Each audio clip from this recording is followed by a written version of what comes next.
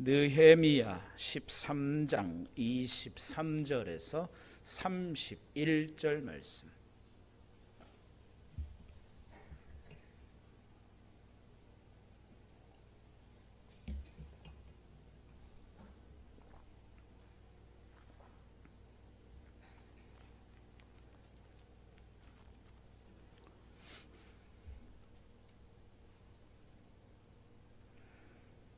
다 찾으셨나요? 다 찾으셨으면 우리 함께 한 목소리로 읽겠습니다. 그때에 내가 또 본즉 유다 사람이 아스돗과 암몬과 모압 여인을 아내로 삼았는데 그들의 자녀가 아스돗 방언을 절반쯤은 하여도 유다 방언은 못하니 그 하는 말이 각 족속의 방언이므로 내가 그들을 책망하고 저주하며 그들 중 몇 사람을 때리고 그들의 머리털을 뽑고 이르되 너희는 너희 딸들을 그들의 아들들에게 주지 말고 너희의 아들들이나 너희를 위하여 그들의 딸을 데려오지 아니하겠다고 하나님을 가리켜 맹세하라 하고 또 이르기를 옛적에 이스라엘 왕 솔로몬이 이 일로 범죄하지 아니하였느냐. 그는 많은 나라 중에 비길 왕이 없이 하나님의 사랑을 입은 자라. 하나님이 그를 왕으로 삼아 온 이스라엘을 다스리게 하셨으나 이방 여인이 그를 범죄하게 하였나니 너희가 이방 여인을 아내로 맞아 이 모든 큰 악을 행하여 우리 하나님께 범죄하는 것을 우리가 어찌 용납하겠느냐. 대제사장 엘리야십의 손자 요야다의 아들 하나가 호론 사람 산발랏의 사위가 되었으므로 내가 쫓아내어 나를 떠나게 하였느니라. 내 하나님이여 그들이 제사장의 직분을 더럽히고 제사장의 직분과 레위 사람에 대한 언약 내가 이와 같이 그들에게 이방 사람을 떠나게 하여 그들을 깨끗하게 하고 또 제사장 레위 사람의 반열을 세워 각각 자기의 일을 맡게 하고 또 정한 기한에 나무와 처음 익은 것을 드리게 하였사오니 내 하나님이여 나를 기억하사 복을 주옵소서. 아멘. 할렐루야. 오늘도 이 저녁 주의 전에 오르신 여러분들 가운데 하나님의 크신 은혜가 함께 하시기를 주님의 이름으로 간절히 축원합니다.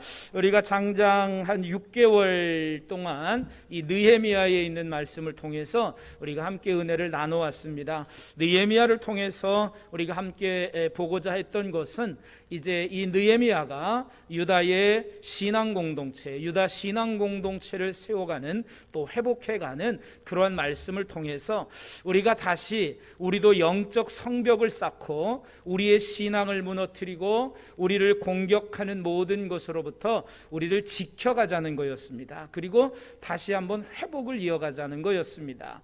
그래서 우리가 이제 오늘 느헤미야가 끝나면 다음 시간부터는 우리가 이 동시대의 사람이었던 에스라서를 우리가 함께 또 나누고자 하려고 해요. 그래서 이제 에스라서를 제가 이제 또 보면서 이렇게 또 준비하고 있어요. 그래서 이 참으로 어려운 시기에 우리 신앙을 지켜가고 우리의 신앙을 회복해 간다는 게 얼마나 중요한 일인가. 그리고 느헤미야를 통해서 우리가 보고자 했던 것은 우리 모두가 다 신앙의 지도자로서 우리가 교회 공동체를 세워가는 그러한 모든 일꾼으로서 자원하고 또 헌신하는 마음으로 또 교회를 위하여 하나님의 나라를 위하여 우리가 함께 일해 갑시다 라고 하는 말씀으로 우리가 느헤미야서를 읽어왔습니다. 오늘 그 대장정의 막을 내리는 날입니다. 그래서 13장 오늘 23절에서 31절 마지막 절까지 말씀을 우리가 함께 읽었습니다.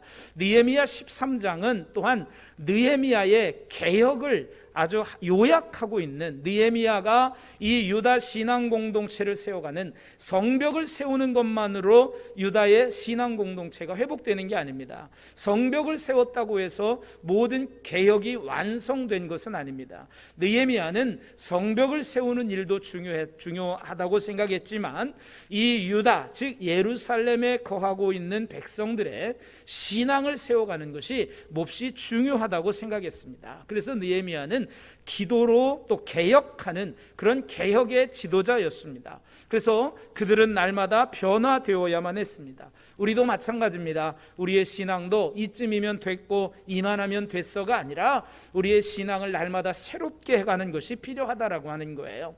성벽을 중수하고 나서 계속해서 이 유다의 공동체는 말씀으로 자신들을 이제 새롭게 해갑니다. 그래서 회개합니다. 또 그들이 말씀으로 온전히 돌아섭니다. 그러함에도 불구하고 그들은 여전히 그들 가운데는 죄악이 남아 있었습니다.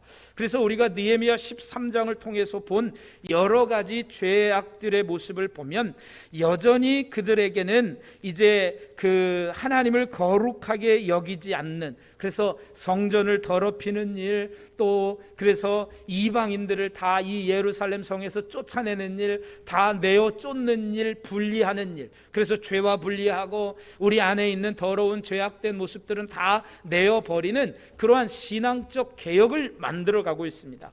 그래서 이 13장의 말씀은 느헤미야의 개혁을 아주 다 그냥 모든 이 개혁을 다 함축하고 거기에 이 느헤미야의 신앙의 개혁의 내용이 오늘 이 13장에 다 기록되어져 있다고 보면 됩니다. 그래서 우리의 죄악된 모습을 다 내어버리고 다 내쫓아내고, 그리고 그들 가운데 안식일을 거룩하게 지키지 못하였던, 그래서 지난 시간에는 우리가 안식일을 기억하여 안식일을 거룩하게 지켜라 라고 하는 말씀. 그래서 주님을 예배하는 것, 주님께 예배드리는 것이 얼마나 소중하고 중요한 것인지를 알게 하는 내용이었어요.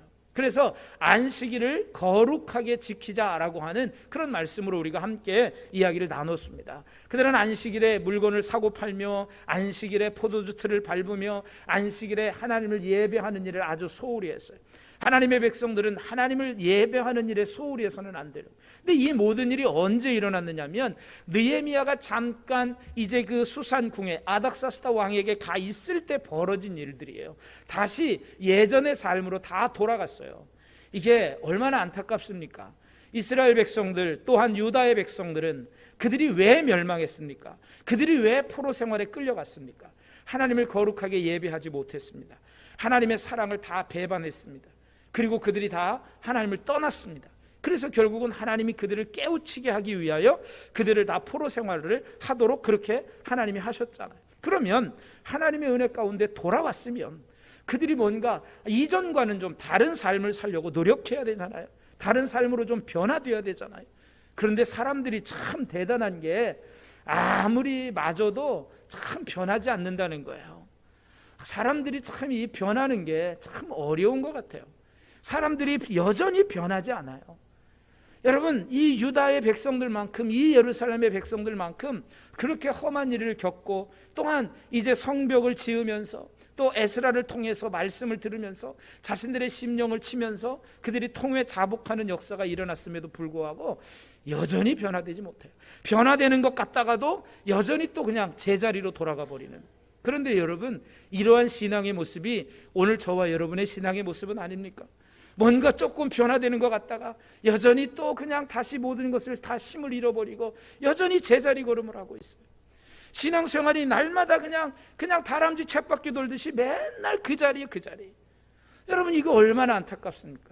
유다의 백성들이 지금 그런 모습인 거예요.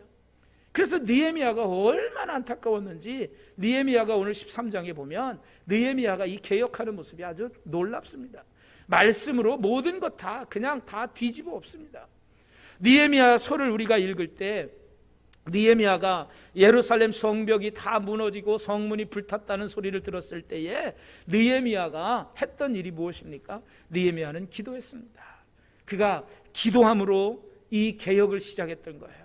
그래서 우리는 이 지도자로서 우리가 기도하는 일을 해야 된다. 기도로 세워가야 된다. 기도로 변화돼야 된다. 여러분, 우리의 힘과 의지로 변화될 수 있을 것 같죠? 전혀 안 됩니다. 기도할 때 우리가 변화될 수 있습니다. 왜? 기도할 때 하나님이 나를 바꿔가시는 거거든요. 기도할 때 하나님의 뜻을 알아가는 거고, 기도할 때 내가 변화될 수 있는 거예요. 기도하지 않고선 변화될 수 없어요. 느헤미야는 그런 의미에서 보면 기도하는 지도자였고, 기도로 그 개혁을 시작했고, 오늘 31절 마지막에도 보면 그는 기도로 이 개혁을 완수합니다. 그는 기도로 시작해서 기도로 마칩니다. 그리고 그는 말씀으로 시작해서 말씀으로 이 개혁을 완수합니다. 그래서 안식일을 중요하게 지키는 것 못지않게 이스라엘 백성들에게 가나안에 들어가거든 너희들이 하지 말아야 될 일들을 이전에 하나님께서 이스라엘 백성들에게 얘기했던 게 있어요. 하나님이 그들에게 신신당부했던 게 뭐예요? 너희들은 이방 풍습을 쫓지 말라는 거예요. 그리고 너희들은 이방 여인들과 이방 사람들과 결혼하지 말라는 거였어요. 그게 안식일을 거룩하게 기억하여 지키는 것만큼 중요한 일이었어요. 그런데 그들은 그 사실을 잊어버렸는지 아니면 그것을 중요하게 여기지 않았는지 가볍게 여겼는지 알 수 없지만 포로 생활을 거친 유다 사람들 사이에서는 다시금 이 이방 사람들 간의 결혼 통혼이 흔하게 이루어졌다는 거예요. 우리가 지난 시간에도 봤지만 도비야 같은 사람 다 암몬 사람이잖아요. 암몬 사람임에도 불구하고 도비야와 제사장인 그 엘리야십이 서로 연락하는 관계였다. 서로 연락하는 관계가 뭐라고 그랬어요? 서로 이제 결혼 관계를 통해서 그들이 서로 이제 우리나라 말로 말하면 사돈 관계를 맺었다는 거예요. 그래서 그런 일들이 벌어졌어요. 그래서 통혼하는 일들이 있었어요. 왜 하나님은 이 이방 여인들과 이방 사람들과의 통혼을 막았을까요? 왜냐하면 이방의 풍습이 들어오기 때문에 그래요. 그래서 이 유다 사회에 이방의 풍습이 들어오기 시작하면 결국 유다 백성들이 하나님을 떠날 것을 너무나도 잘 알았기 때문에 하나님은 이 이방 사람들과의 결혼을 극구 말리고 반대했습니다. 그런데 그들은 암몬 사람, 아스돗 사람, 모압 사람들과 결혼한 이들이 있었어요. 그런데 그게 그 가운데 절반은 이 이방 방언만 말하고 유다 방언은 말하지 못했어요. 그래서 23절, 24절에 보면 유다 사람이 아스돗과 암몬과 모압 여인을 맞아 아내로 삼았는데 그들의 자녀가 아스돗 방언은 절반쯤 하여도 유다 방언은 하지 못하니 그 하는 말이 다 각 족속의 방언이라 이렇게 말하고 있어요. 아니 유다 사람이 여러분 여기에는 그냥 방언 즉 말만 언어만 이렇게 이야기하고 있지만 여러분 언어만이 아니라 여기서는 지금 언어만을 이야기하고 있지만 사실 언어뿐만이 아니라 이방의 모든 풍습을 지금 다 따라가고 있는 모습인 거예요. 여러분 말을 하지 못해요. 유다의 말을 하지 못해요. 그럼 유다의 문화를 전수받지 못해요. 이방의 언어를 알아요. 그럼 이방의 문화만을 전수받게 되는 거예요. 그러니까 이 기껏해서 유다의 이 예루살렘의 성벽을 세우고 뭔가 좀 새롭게 되려고 하니까 그들은 여전히 이방 여인들과 혼인하게 되면서 이방에 당연히 자연스럽게 이방의 언어를 접하게 되고 이방의 언어를 배우게 되고 유다의 말은 배워가지 못하는 거예요. 유다의 말을 배워가지 못하면 결국은 하나님의 말씀을 그들이 알 수가 없는 거예요. 이해할 수가 없는 거예요. 언어를 모르니까 뭐 알아듣겠습니까? 제가 여러분 똑같은 설교를 해도 제가 만약에 영어로 설교한다 그러면 여러분 앉아서 뭐라고 하겠어요? 도대체 알아듣지도 못하는 설교 뭐라 저기서 하고 있어 이럴 거 아니에요? 유다 사람들이 유다의 방언으로 말하고 유다 말로 해야지 그들이 알아들을 거 아니에요. 그런데 그들은 유다의 말을 알아듣지 못해요. 그럼 자연적으로 이방과 가까워지고 이방의 풍습을 따라가게 되는 거예요. 그러니 느헤미야는 이걸 가만히 두고 볼 수만은 없었어요. 느헤미야가 이 일로 인하여 큰 충격을 받은 거예요. 그래서 25절에 보면 내가 그들을 책망하고 저주하고 그들 중 몇 사람을 때리고 그들의 머리털을 뽑고 이르되 너희는 너희 딸들을 그들의 아들들에게 주지 말고 너희 아들들이나 너희를 위하여 그들의 딸을 데려오지 아니하겠다고 하나님을 가르쳐 맹세해라. 이방 사람들과 결혼을 하지 않겠다고 지금 맹세하라고 하는 거예요. 이방인과의 통혼을 느헤미야가 금지한 것은 결코 오늘날로 말하면 뭐 이게 인종차별이라고도 말할 수 있겠죠. 왜 인종차별을 해? 아니 우리나라도 지금 뭐 농촌 총각들, 뭐 우리나라도 다 그냥 혼기가 찼는데도 결혼하지 못하는 사람들, 다양한 국적에, 그래서 우리나라에도 이제는 다문화라고 하는 그런 단어가 아주 통상적이 돼버렸잖아요. 다문화 가정, 다문화 가정. 이제 우리나라는 한민족이라고 말할 수 없어요. 이제 한 세대만 지나면. 그럼 이 다문화 가정들이 우리나라에 늘어납니다. 자, 그러니까 지금 그래서 이제 이 느헤미야가 하는 건 암몬이나 아스돗이나 뭐 이런 사람들을 향한 어떤 인종 차별을 하는 문제가 아닙니다. 이건 인종 차별의 문제로 보는 게 아니라 유다 예루살렘 공동체의 영적 순결과 거룩함을 지키기 위한 그런 느헤미야의 조치였다라고 하는 거예요. 그래서 이게 느헤미야가 지금 뭐 이런 일이 벌어져서 느헤미야의 말로 하는 것이 아니라 하나님께서 이미 말씀하셨던 그 말씀으로 이방 여인들과의, 이방 사람들과의 결혼을 금지시키고 있다라고 하는 것입니다. 그래서 말씀을 근거해서 백성을 거룩하게 또 지도하고 있는 그러한 모습을 봅니다. 왜 그럴까요? 이는 온갖 우상과 헛된 가치관이 그들로 인해서 유다로 전파되지 못하도록 하기 위한 느헤미야의 조치였습니다. 기껏해가지고 결국 그냥 포로 생활 잘 끝내고 하나님의 은혜로 돌아와서 결국 뭔가 지금 다시 새로워져 가려고 하고 있는데, 그러니 이런 거 보면 여전히 마귀 사탄은 우리를 끊임없이 공격하고 있는 거야. 끊임없이 우리를 어떻게든 넘어뜨리려고 하고, 끊임없이 어떻게든 우리를 끌어내리려고 하는, 하나님께로 가까이 나아가지 못하게 우리를 회방하는 것, 이게 결국 사탄 마귀의 짓이라고 하는 거예요. 그러니까 우리는 이 사탄 마귀의 공격 앞에 우리를 지켜가기 위해서 우리가 말씀 위에 굳게 서야 된다는 거예요. 느헤미야도 지금 이들을 책망하고 이들을 지금 바로잡으려고 하는 게 바로 말씀으로 이들을 바로 세우려고 하고 있다라고 하는 것입니다. 그러니까 이방인과 결혼하게 되면 그들의 풍습을 받아들여서 신앙이 변질될 위험에 있기 때문에 그래요. 여러분, 오늘 우리들의 신앙도 한번 되돌아보십시오. 우리의 신앙은 변화가 아니라 우리의 신앙도 처음 믿을 때보다 변질되어져 있지는 않습니까? 그냥 우리는 좋은 게 좋은 거지, 그냥 적당히 하면 되지, 이렇게 우리의 신앙이 지금 변질되어 가고 있지는 않은지 우리의 모습을 돌아보시기를 바랍니다. 오늘날의 모습으로 보면, 오늘날의 시각으로 보면, 느헤미야 뭐 그렇게 굳이 그렇게까지 해야 돼? 그들을 때리고 책망하고 뭐 다 머리털까지 뽑고 뭐 그렇게 심하게 내어 쫓을 필요가 있나? 라고 생각할 수도 있지만, 그의 행동은 이스라엘 백성이 하나님이 기뻐하시는 거룩한 백성, 또는 하나님의 복을 계속해서 받는 백성이 되기를 바라는 그러한 마음을 거기에 다 담고 있다라고 하는 거예요. 이렇게 해서 느헤미야는 다시 한번 또 개혁을 단행하고 있는 것입니다. 갈수록 사람들은 하나님의 말씀에 순종하는 삶에 가치를 두지 않아요. 여러분, 우리도 보십시오. 처음에는 정말 뭐 하나님의 말씀을 어기면 큰일 나는 줄 알아요. 정말 우리가 하나님께로 정말 온전히 행하지 않으면 큰일 나는 줄 알아요.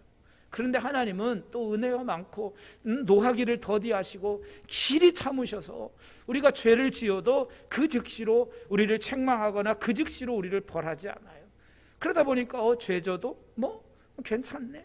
그러다 보니까 우리도 하나님의 말씀에 순종하는 삶에 가치를 두지 않아요. 우리는 여전히 내가 하고 싶은 대로, 지난 시간에 그런 말씀드렸어요. 우리는 내가 복음을 버리고 내 중심이 아니라 하나님의 중심으로 가자. 신앙은 나 중심으로 사는 게 아니라 하나님 중심으로 사는 거다. 그런데 지금 우리가 지금 그런 모습으로 살아가고 있지 않습니까?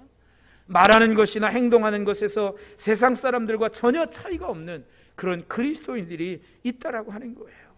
성도는 모든 면에서 구별된 그런 삶을 살아가야 합니다. 그래서 느헤미야는 지금 유다 백성, 이 예루살렘 백성들을 거룩하게 구별하기 위해서 말씀으로 그들을 새롭게 하는 거예요. 그래서 하나님의 말씀을 통해서 너희들 하나님 앞에 다시 맹세해라. 이방 여인들과 이방 사람들과 결혼하지 않기로 너희들 다시 이제 하나님 앞에서 맹세해라, 이렇게 말씀하고 있어요. 느헤미야를 통해서 우리가 1장에서부터 오늘 23장의 말씀까지 보면 느헤미야서를 관통하고 있는 것 중에 하나가 바로 이 개혁이라는 거예요. 새롭게 되는 변화를 말하고 있는 거예요. 개혁은 하나님의 백성으로서의 거룩함을 회복하는 것이고 그 개혁의 열매는 부흥으로 나타나게 되어 있는 거예요. 오늘 우리의 삶도 끊임없이 개혁되어야 되고 끊임없이 변화되어져 가야 합니다. 신앙이 제자리에 머물러서는 안 됩니다. 우리는 늘 변화되어야 돼요. 근데 좋은 쪽으로 변화돼야 되지 나쁜 쪽으로 변질되어서는 안 돼요. 질이 변하면 안 돼요. 우리는 우리의 모습을 보십시오. 우리가 성도로서 정말 질이 변한 변질된 신앙을 가지고 있는지, 아니면 변화하는 성화되어져 가고 있는 신앙의 삶을 살아가고 있는지, 오늘 우리 이 느헤미야서를 정리하면서 우리의 신앙을 다시 한번 돌아보시기를 주님의 이름으로 간절히 축원합니다. 느헤미야는 이방 여인과의 결혼의 문제를 실제적인 예를 통해서 말합니다. 그래서 6절 27절 말씀에 보면 누구의 예를 들고 있습니까? 솔로몬의 예를 들고 있습니다. 일찍이 솔로몬을 봐라. 솔로몬이 이방 여인들과 정략적으로 결혼하게 되면서 결국 어떻게 되느냐? 우리나라가 솔로몬 시대 이후로 결국 나라가 쪼개지지 않았느냐? 이방 여인들과 결혼하고 이방의 풍습들이 들어오고 이방 여인들이 우상을 들여오고, 그러면서 결국은 하나님께 범죄하지 않았느냐? 하나님께 악을 행하지 않았느냐? 그런데 어찌 우리가 다시 이 악을 행하는 걸, 이렇게 범죄하는 걸 우리가 어찌 용납할 수 있겠느냐? 우리나라의 과거를 봐라. 과거의 문제를 보자. 솔로몬 때에 결국 우상이 들어와서 결국 이 나라가 분열이 됐고, 결국 분열 왕국들이 다시 우상을 숭배하면서 결국 그 땅에 들어와서 정말 뿌리 깊이 박혀진 우상을 숭배하는 신앙 때문에 우리나라가 이렇게 되지 않았느냐?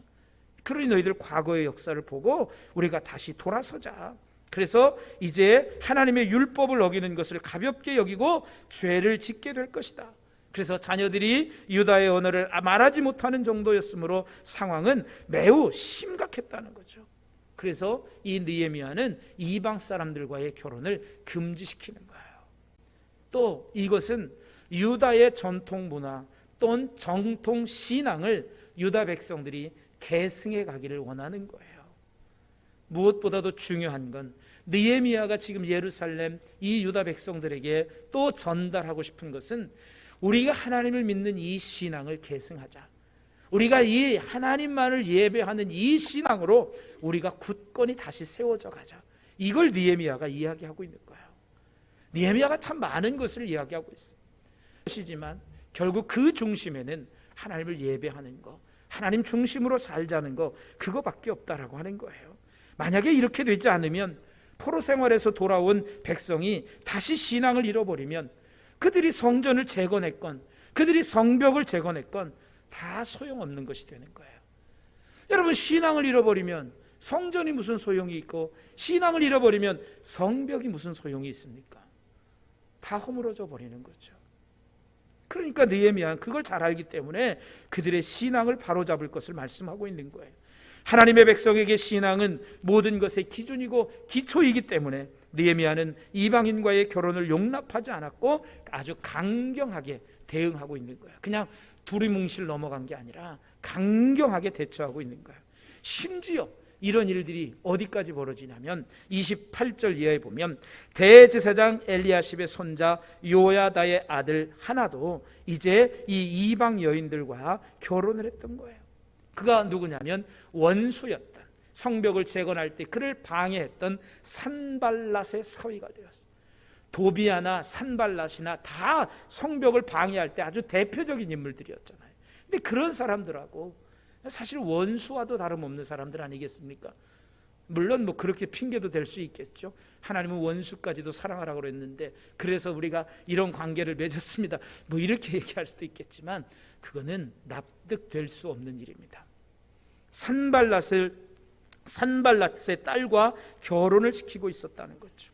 그러니까 느헤미야는 요야다의 아들의 제사장 직분을 박탈해 버렸어요. 이건 제사장이고 뭐고 다 소용없다. 왜 그랬어요?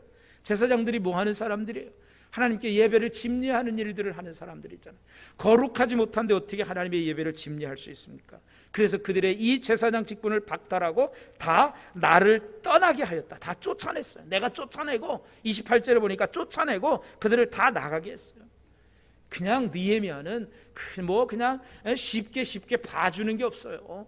그냥 쫓아내고, 다 13절에서 보면 단어들이 보십시오. 과격합니다. 다 도비아의 살림살이를 다 밖으로 갖다 내어 던졌습니다. 그리고 이방 사람들을 다 분리해 냈습니다. 과격한 단어들을 사용합니다. 부드러운 단어들이 아니라 사실 과격한 단어들이에요. 이건 내쫓고 때리고 책망하고 뭐 이런 단어들을 사용해서 다 내어쫓고 그들을 때리고 내어쫓고 하는 그런 일들, 떠나게 하는 일들을 이 느헤미야가 지금 조치를 취하고 있는 거예요. 거룩한 제사장 직분을 더럽히고 하나님과 맺은 언약을 파기했기 때문에 그렇습니다. 느헤미야는 내부 개혁을 통해서 이방 사람들과 결혼하는 것을 금지하고 제사장과 레위 사람들의 이 직무를 새롭게 정비합니다. 그래서 제사장은 하나님께 제사 드리는 일을 인도하는 사람이었기 때문에 거룩한 하나님의 백성 가운데서도 더욱 성결해야 하는 사람입니다.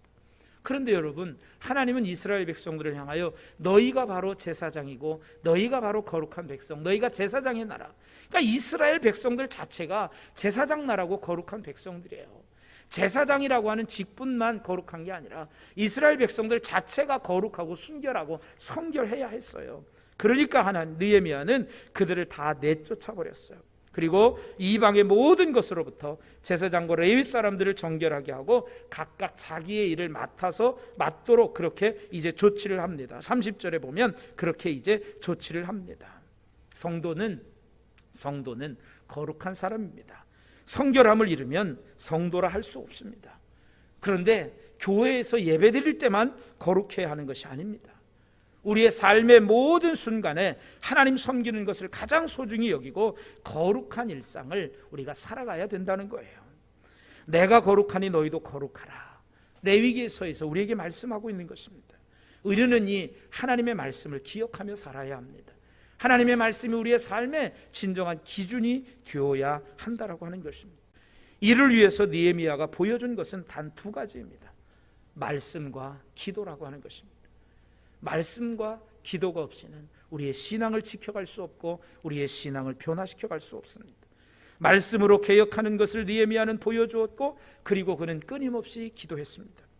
모든 개혁을 아까도 말씀드렸지만 기도로 시작해서 기도로 이끌고 기도로 마무리하는 이 느헤미야의 모습을 봅니다. 그는 진정한 기도의 사람이었습니다. 느헤미야를 시작하면서 얘기했던 겁니다. 그는 기도의 사람이었다는 겁니다. 지금은 기도하는 개혁자, 지금은 기도하는 지도자가 필요할 때입니다. 무엇보다도 기도하는 사람이 필요한 때입니다. 그래서 느헤미야의 마지막 31절도 그는 기도로 마감하고 있습니다. 또 정한 기한 내에 나무와 처음 익은 것을 드리게 하였사오니 내 하나님이여 나를 기억하사 복을 주옵소서. 개혁을 이루면서 느헤미야가 계속해서 기도했잖아요. 22절에도 보면 기억하시고 주의 은혜대로 나를 아껴주십시오. 하나님께 기도하고 있는 거예요. 느헤미야는 기도로 끝맺으며 복을 간구하고 있어요. 유대인들이 생각하는 복은 다름이 아니라 하나님인 겁니다. 하나님이 그들과 함께하고 하나님의 얼굴을 그들을 향하는 것을 그들은 복이라고 여겼습니다. 그래서 하나님, 나를 기억해 주십시오. 하나님, 우리를 기억해 주십시오. 그렇게 기도하고 있는 거예요. 그러므로 오늘 우리도 참된 복을 구하고 더욱 말씀과 기도로 깨어 있어야 할 것입니다. 우리의 삶을 날마다 또한 말씀과 기도로 변화시켜 나가야 할 것입니다. 새롭게 바뀌고 변화시켜 가야 합니다. 늘 그 자리에 머무는 것이 아니라 여러분 날마다 새롭게 되시기를, 말씀과 기도로 새롭게 되는 저와 여러분이 되기를 주님의 이름으로 간절히 축원합니다. 그래서 날마다 하나님과 동행하는 삶, 하나님이 기뻐하시는 삶을 살아가는 참 복 있는 그런 성도의 삶을 살아가는 저와 여러분 모두가 다 되기를 주님의 이름으로 간절히 축원합니다.